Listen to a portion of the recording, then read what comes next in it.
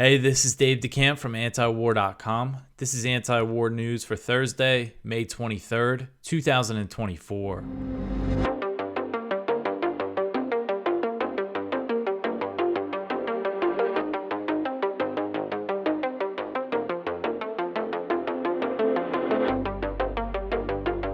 All right, the first story at the top of antiwar.com today. Johnson wants Ukraine to hit Russia with U.S. missiles. So on Wednesday, House Speaker Mike Johnson expressed support for Ukraine using U.S.-provided weapons on Russian territory, a step that would risk a major response from Russia. So Ukraine has been lobbying the U.S. to allow the use of U.S.-provided missile systems on Russian territory in the wake of Russia's Kharkiv offensive, and the idea is gaining support in Congress. A group of bipartisan members of the House sent a letter to President Biden on Monday urging him to lift any restrictions on Ukraine's use of U.S. weapons. They said in the letter, quote, "It is essential the Biden administration allow Ukraine's military leaders to conduct a full spectrum of operations necessary to respond to Russia's unprovoked attack on their sovereign land," end quote. Johnson was asked if he supported the idea of Ukraine hitting Russian territory with U.S. weapons and replied that the U.S. needs to, quote, "allow Ukraine to prosecute the war in the way they see fit. They need to be able to fight back, and I think us trying to micromanage the effort there is not a good policy for us," end quote. So this is concerning. I know I've been kind of talking about this issue quite a bit lately, but again, it seems to be gaining more steam after there was just a delegation of Ukrainian MPs in Washington lobbying to get the okay to use these missile systems on Russian territory. And this comes right after you had the UK say that Ukraine can use their missiles to hit Russian territory. And in response, Russia summoned the British ambassador in Moscow and said, if Ukraine hits our territory with British missiles, we will hit British military sites in Ukraine and beyond. So very, very concerning here. And it is worth pointing out that Ukraine has been using British and American missiles to hit Crimea. But as far as I know, they haven't used them to hit, the Russian mainland. And we know from yesterday, Zelensky is also asking NATO to take another step that could lead to a catastrophic escalation. And that is he's asking for NATO to shoot down Russian missiles over Ukraine. So he's asking for direct NATO military intervention. And this next one here, Estonia downplays the risk of sending troops to Ukraine. So Estonian Prime Minister Kaja Kallas has downplayed the risk associated with NATO sending troops to Ukraine for training, and she acknowledged that some NATO soldiers are already there. So Kallas said that if Russia attacked NATO trainers, it would not automatically trigger Article 5, which outlines the alliance's mutual defense commitments. So she said, quote, "I can't possibly imagine that if somebody is hurt there, then those who have sent their people will say, it's Article 5, let's bomb Russia. It's not how it works. It's not automatic. So these fears are not well-founded," end quote. So seeing a NATO member downplaying the risk of sending troops to Ukraine, another concerning thing. She also said that there are countries who are training soldiers on the ground already and are doing so at their own risk. So since the early days of the war, it has been an open secret that there's a small number of NATO Special Operations Forces inside Ukraine. The only sense of the numbers that we have is from the Discord leaks. As of March 2023, there were 97 NATO Special Operations soldiers there. But all the way back in April 2022, the Times of London reported that there were British Special Air Service soldiers who were training Ukrainian soldiers on anti-tank weapons outside of Kiev. And this year, there was a German military leak that revealed British soldiers are on the ground in Ukraine helping fire the long-range Storm Shadow missiles. But what NATO countries have been discussing recently is not some small, unofficial, secret small deployment. They're talking about sending troops to Ukraine, to train a big force. This would be a public deployment and much bigger. The New York Times reported last week that Ukraine has asked NATO to send troops to train 150,000 fresh recruits that they're hoping to mobilize. So far, we've seen Estonia, which I believe their active duty military is 7,000 strong. We've seen them, Lithuania, which also has a very small military, and France have expressed interest in sending troops. So again, there's a lot going on with Ukraine right now that just seems to be headed in a very, very bad direction with this talk of troops and using the U.S. missiles to attack Russian territory. And the next one here, Russia begins nuclear weapons drill near Ukrainian border. So this one's from Kyle Anzalone at the Libertarian Institute. And this is part of Russia's response to all this rhetoric and threats we've seen from Western officials. Russian forces are undergoing a test of their ability to deploy tactical nuclear weapons near the country's border with Ukraine. The Kremlin announced the war games earlier this month in response to Western leaders suggesting NATO troops could enter Ukraine. But according to the Estonian prime minister, we shouldn't worry about it at all. But here is Russia conducting nuclear exercises explicitly in response to provocations from the West. Again, this is, very concerning. And Belarus is expected to join Russia during these war games. Russia recently deployed nukes to Belarus. That was last year. That's another thing. They keep saying, Russia hasn't taken any dramatic steps so far in response to Western involvement. But, deploying nukes to Belarus, that was a pretty big step. And, of course, Putin pointed to the NATO nuclear sharing program, and under that, the U.S. has nuclear weapons in 5 European countries. But, this is just not good to see, because we saw Russia give that warning to the UK and now conducting simulation of using nuclear weapons, again, explicitly in response to what these Western officials have been saying. And everybody's acting like it's not a big deal. All right, so the next one here, the U.S. thinks that Israel killed 30 to 35% of Hamas fighters. So Politico reported on Tuesday that U.S. intelligence indicates that Israel has only killed 30 to 35% of Hamas fighters who were members of the Palestinian group's military wing before October 7th. So Biden administration officials also believe that Hamas has been able to recruit thousands of new fighters. And this is what happens when you wage a war against a civilian population like this. It's gonna be a recruitment tool for Hamas. This is something that General Brown, the chairman of the Joint Chiefs of Staff, warned about back in November. All the way back in November, we had the top U.S. military officer saying that the way Israel is killing civilians is going to help Hamas recruit. And U.S. intelligence also indicates that only 65% of Hamas's tunnel infrastructure remains intact. And this is another sign of the resiliency of the Palestinian group, even as Israel has decimated most of the Gaza Strip. It's unclear from the Politico report exactly how many Hamas fighters the U.S. thinks have been killed. There was a Wall Street Journal report in January that said the U.S. estimated Hamas had 25,000 to 30,000 fighters before October 7th, plus thousands of police officers. U.S. officials have indicated that they never thought Netanyahu's goal of eradicating Hamas was realistic, yet the Biden administration continues to back him. This whole time, they basically knew back in October that there was no clear end game here, but they gave him everything he wanted. And on Monday, we saw some criticism of the Israeli campaign from Brown and Secretary of Defense Lloyd Austin during some congressional hearings.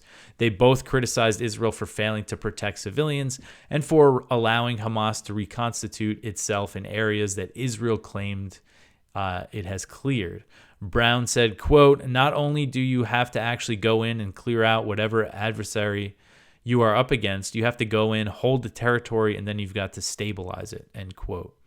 And just destroying the place and starving everybody out. again, that's going to recruit, whether or not they join Hamas or there's the other armed groups, like Palestinian Islamic Jihad, whether or not they join those groups or just pick up a rifle to fight the invading Israeli forces. If you're a young Palestinian man and your whole family gets wiped out by an Israeli airstrike, what are they going to, what do you expect them to do? It doesn't even have to be their whole family. It could be just people very close to them. One person could be enough, of course. So this just isn't a surprise, but it's interesting to see it reported. All right. So the next one here, more than half of Gaza's Christians have fled the Israeli onslaught. So Haaretz reported on Wednesday that more than half of Gaza's Christians have fled the enclave since Israel unleashed its onslaught, and the Catholic Church is fearful about the future of the ancient community. Before October 7th, about 1,700 Christians were living in Gaza, and that number has shrunk to about 650. The Haaretz report said that 450 Catholics are sheltering at the Holy Family Parish in Gaza City, and 150 Orthodox Christians are at the St. Porphyrius Church in Gaza City, and about 40 to 50 Christians are living in the southern Gaza city of Khan Yunis. And I know for the Palestinian Christians, they usually have, it was easier for Palestinian Christians in some cases to kind of assimilate in the West, and they could always find a church, say, if they move to the U.S. And I know a lot of the Palestinian Christians have connections to Palestinian Americans or in other countries, so that's why I guess a lot of them were able to leave.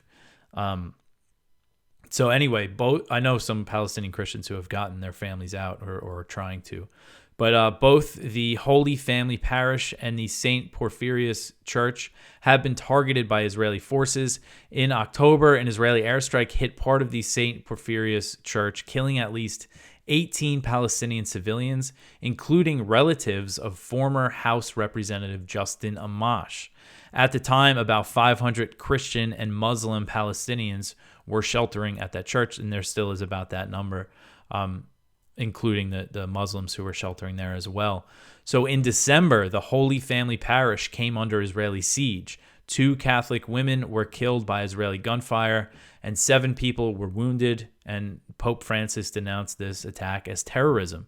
So according to Haaretz, a total of 17 Palestinian Christians have been killed by Israel since October 7th, mostly from the Orthodox community. And I know in some cases they have died Palestinian Christians have died due to the lack of medical care, of access to medical facilities. So Cardinal Pier Battista Pizzaballa, he's the Latin Patriarch of Jerusalem with a very excellent Italian name. So he's the cardinal, he's the head, Catholic official for the Holy Land in the Middle East. He returned from a 4-day visit to Gaza on Sunday and said that nearly all of the homes of Christians in Gaza had been destroyed and that many were sheltering in classrooms at the Holy Family Parish. So he went to Gaza for a few days and he really went around. He visited the Catholic Church, the Greek Orthodox Church, and I saw he visited a bakery that was owned by a Christian family. He said, quote, "They've lost everything. Every classroom is housing 1 or 2 families," end quote. So speaking with reporters after his visit, Pizzaballa said, quote, "The scale of the destruction I witnessed is unbelievable, and the poor living conditions, such as the lack of water and electricity and the absence of security, are dire. What else can I say? I want to send a clear message to decision makers. Enough killing. The war must end, and avenues for various aid must be opened to avoid an imminent humanitarian crisis. I hope this nightmare ends quickly," end quote. So in an interview with 60 Minutes that aired on Sunday, Pope Francis said that he speaks with the priest at the Holy Family Parish every day at 7 p.m., and his name is Father Yusuf Assad. The Pope said, quote, "I listen. The other day they were happy because they managed to eat some meat. The rest of the time they eat flour, things made of flour. Sometimes they go hungry and they tell me things. And the other people there also speak to me at times. There is a lot of suffering," end quote. And I know the Christian community in Gaza is ancient. They say they could trace it back to the 1st century. I know in the 5th century, I believe it was St. Porphyrius That was kind of the big conversion in the area, was in the 5th century. And for those who don't know, I am Catholic myself, so I definitely have, some feelings about this. But this is just something, in the U.S., many people aren't even aware that there are Palestinian Christians and that they were also ethnically cleansed from what is today is Israel. During the Nakba, some Palestinian Christians still live there, but many of them were also displaced. So just something a lot of people are not aware of in the U.S. All right, the next one here, cementing military footprint, Israel transforming Gaza's geography. So this article is from 972 magazine. It is about something that I've covered quite a bit, but I haven't seen it get too much attention. Really, they just get into how Israel is taking over parts of Gaza, including by establishing this buffer zone, a kilometer-wide buffer zone on the border of Israel and Gaza. And that plan will take 16, when it's all said and done, and I believe they've demolished over 90% of the buildings in this area and agricultural land, and that is going to take 16% of Gaza's territory. And then they're also creating this corridor that's 6.5 kilometers long in the middle of, well, it's not really in the middle of Gaza, it's more in the north, but it separates, Gaza City and other areas up there from the rest of the Strip. And they're doing the same thing there. They've demolished everything and they're creating this road. So the idea is that they can get in and out of Gaza through there. And apparently, so this says that they are also they're building housing units and communications towers. I saw that they're building kind of like military bases on this corridor. So this is something nobody really talks about.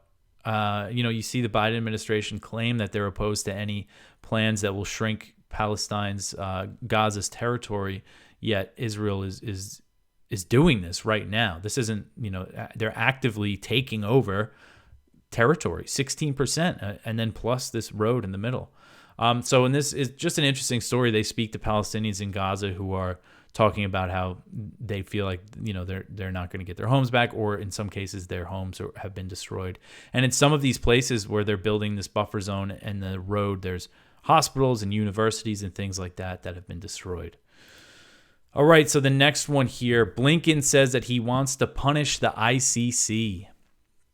So Secretary of State Antony Blinken on Tuesday said that he wanted to work with Congress on legislation to punish the International Criminal Court for seeking arrest warrants for Israeli Prime Minister Benjamin Netanyahu and Defense Minister Yoav Gallant. So Blinken was asked by Senator Jim Reich at a Senate Foreign Relations Committee hearing if he would support legislation to counter, quote, the ICC sticking its nose in the business of countries that have an independent, legitimate, democratic judicial system, end quote. So Blinken's response was, quote, given the events of yesterday, I think we have to look at the appropriate steps to take to deal with, again, what is a profoundly wrong-headed decision, end quote.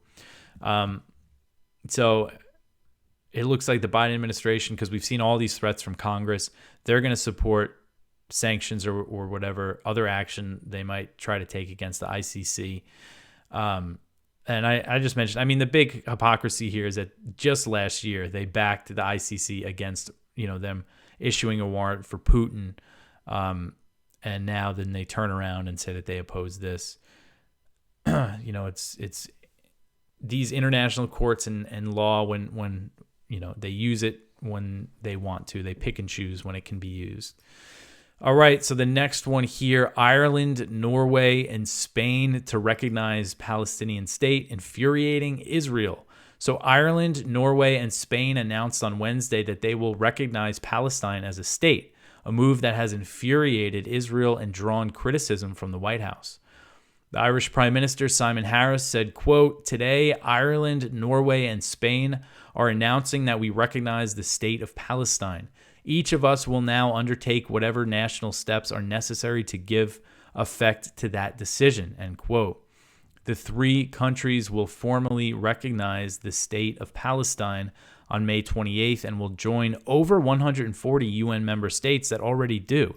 So this map is interesting. I didn't realize that this many countries recognize Palestine as a state. It's most of the world. You notice the U.S., Canada, and lots of Europe and Australia don't recognize it. But here we're seeing 3 European countries, 3 U.S. allies saying that they're going to recognize the state. And of course, Israel is furious. They recalled their ambassadors, and they're saying all sorts of stuff, saying it's a reward for murderers and rapists and just all this rhetoric about it, which is not a surprise. Bezalel Smotrich, the Israeli finance minister, he said that he will stop giving tax revenue to the Palestinian Authority in response to this. So he's punishing the PA over these 3 countries recognizing the state of Palestine. And the White House criticized the move. They said that a Palestinian state should be realized through negotiations and not unilateral recognition. We see the Biden administration claim that they support a 2-state solution, yet they continue to back Netanyahu, someone who has said he's ruled out a Palestinian state. He says in any future scenario, there's no way he's ever going to agree to one. All right, so the next one here, Ben Gvir says that Al-Aqsa belongs only to Israel. So this article is from Middle East Eye. And Israel's National Security Minister Itamar Ben-Gvir stormed the Al-Aqsa Mosque in occupied East Jerusalem on the day a number of European countries recognized a Palestinian state amid the ongoing war on Gaza. Images showed Itamar Ben-Gvir entering the complex, flanked by heavily armed Israeli forces. In a video taken from the courtyards of the mosque, the far-right minister said the Jerusalem site belongs only to the state of Israel. So this is very provocative. Al-Aqsa, of course, is a very sensitive issue. It's where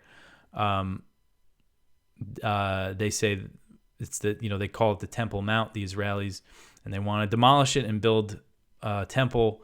But this is, we see this oftentimes. Israeli police forces storm Al-Aqsa when Muslims are worshiping there, and that always triggers something that oftentimes would trigger, rocket fire out of Gaza. And what did Hamas name their attack on southern Israel? They called it Operation Al-Aqsa Flood, and they said that it was a response to a particularly violent raid on the Al-Aqsa Mosque. That's when they started planning it. So here you have Ben-Gvir, not just some fringe extremist, the Minister of National Security, the head of the Israeli police. All right, so the next one here, Israeli soldiers and police are tipping off groups that attack Gaza aid. So this article is from The Guardian. So individual members of Israel's security forces are tipping off far-right activists and settlers to the location of aid trucks delivering vital supplies to Gaza, enabling the groups to block and vandalize the convoys, according to multiple sources. Settlers intercepting the vital humanitarian supplies to the strip are receiving information about the location of the aid trucks from members of the Israeli police and military, a spokesperson from the main Israeli activist group behind the blockades told The Guardian. So they're just, the people doing it are spilling the beans here, I guess. The claim of collusion by members of security forces is supported by messages from internal internet chat groups reviewed by The Guardian, as well as accounts from a number of witnesses and human rights activists. Those blocking the vehicles say the aid they carry is being diverted by Hamas instead of being delivered to civilians in need, a claim relief agencies reject. A U.S. official has also said that Israel has offered no evidence to support allegations that Hamas is diverting the aid.